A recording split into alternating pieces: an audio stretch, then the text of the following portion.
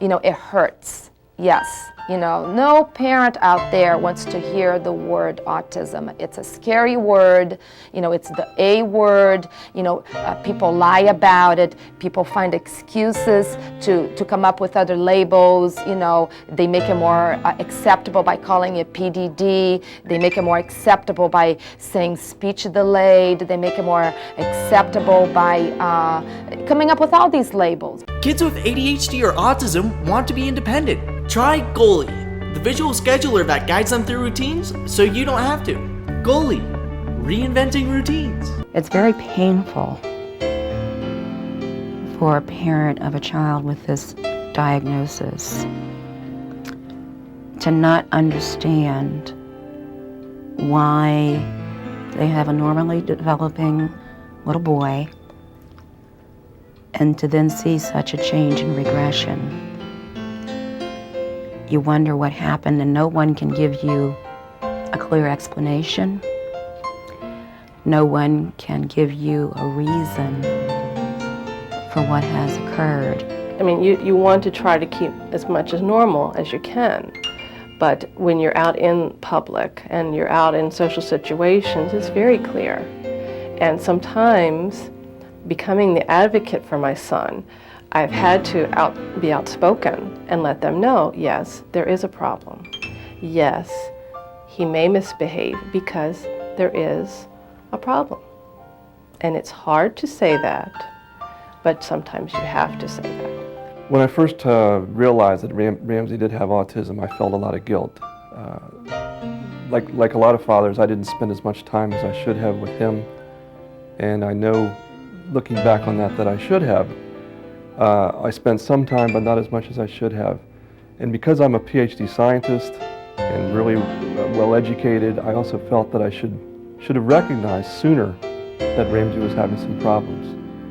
And so I felt a lot of guilt over that. And that's understandable because you have a child that's not, quote, normal. For families living with ADHD or autism, preventing meltdowns is everything. Goalie reduces stress by enabling kids to complete routines independently. Goalie, reinventing routines.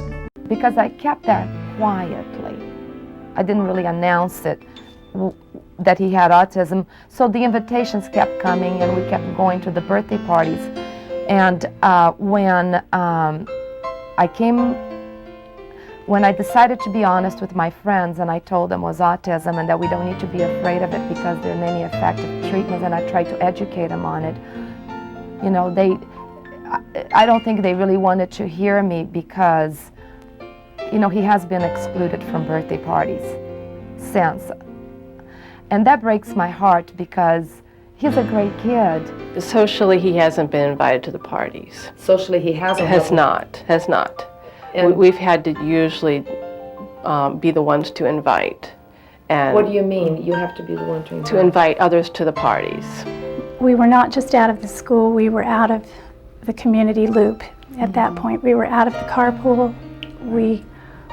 No one called to see how we were doing, and so there were a lot of issues going on at that time. My older son goes to a private school, so from the very beginning I told them about the autism diagnosis, and I was hoping that I was talking to educated people, but it's heartbreaking because they're willing to interview him for the school, but they have a closed mind.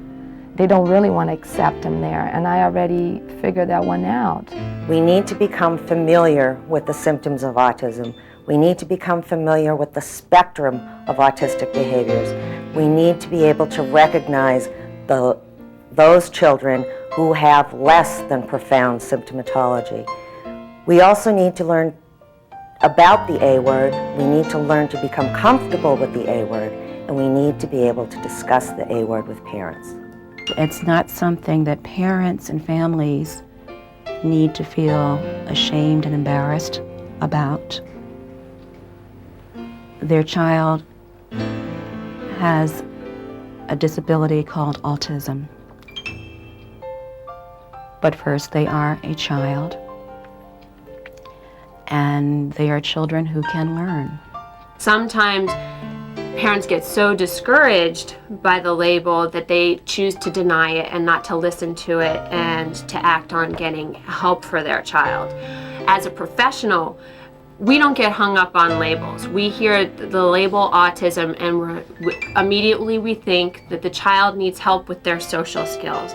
Immediately we think, as a speech pathologist, there's a communication problem. Immediately we think their attention might be poor. We might be seeing some extra activity behaviors, because those are some things that typically go along with autism. But that also tells me that, hey, I need to use some special strategies to teach to this child. This child is capable of learning if we provide visual cues, if we provide pictures, if we provide a small classroom environment, if we provide intensive therapy.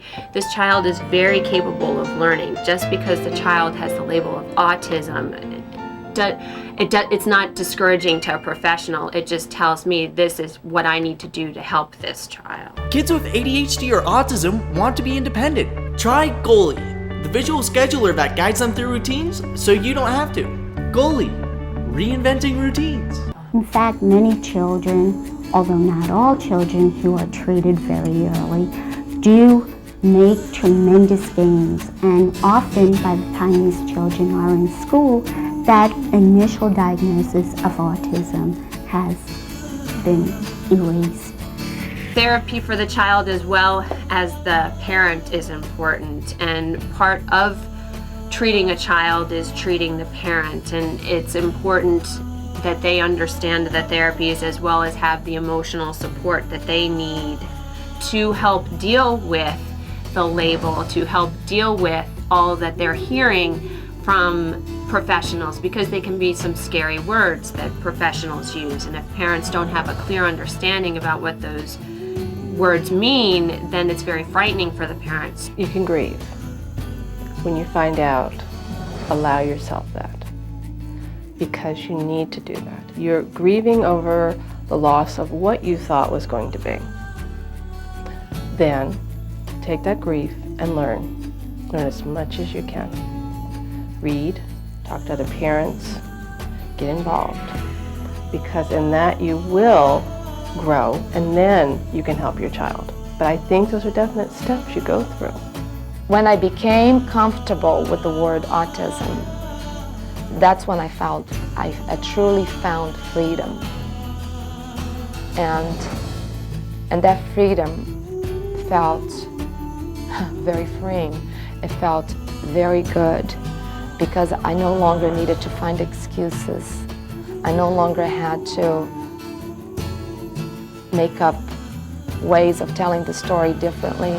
It's okay, it's autism, and he's doing great, and he's 5 years old now, and I'm very proud of him, and he is the best thing, along with my other son Ryan, that ever happened to me.